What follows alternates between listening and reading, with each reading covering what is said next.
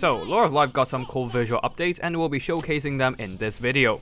First up, Awakening of the Wood, still an explosion, but the tree's rendition is more realistic now, and also some more floating lights going around it.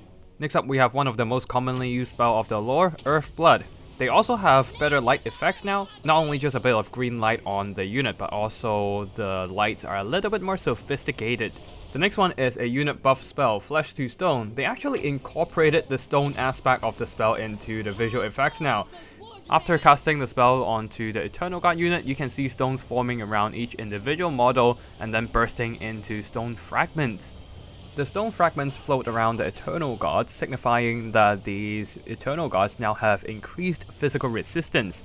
As a Zod enthusiast, this makes me rather happy because every time I cast the Flesh to Stone bound spell, I can see this updated visual around the units I'm buffing. Next up is Shield of Thorns. We'll have to go closer for this one because the grass on the ground is kind of covering it up, but you can see the thorns are popping up beneath the Eternal God's feet. Not exactly the most common spell you see these days because the melee damage reflection isn't that much useful, but still a very cool effect nonetheless. Also much more thematic to the spell itself because you're actually seeing thorns now. The next one is probably my favorite among all the updates, and that is Regrowth, the savior of many campaigns but also notorious in multiplayer.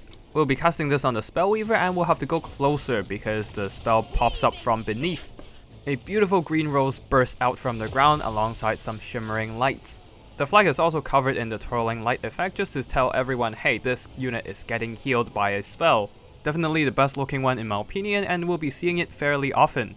The light effect surrounding the flag right now also applies to other Lore of Life buff spells, just to show that the unit is under the effect of buffs. Last but not least, Dwellers Below. Some of you might already know that the Dwellers Below spell is getting a massive buff for its damage capacity, but also the visuals are getting changed a bit as well. Branches lash out from the ground not just for the visuals, but also as damage dealing vortexes. They can actually hurt units that get in contact with them. Also a whirlwind of leaves and glowing light around the vortex, a very cool effect as well. Other than the spells themselves, the casting animation of the live magic casters actually got an update from the devs as well. They're not only converging green live energy, but also leaves are converging onto the caster. Seems like this update gave the Lore of Life spells more thematic visuals, and I do like them a lot.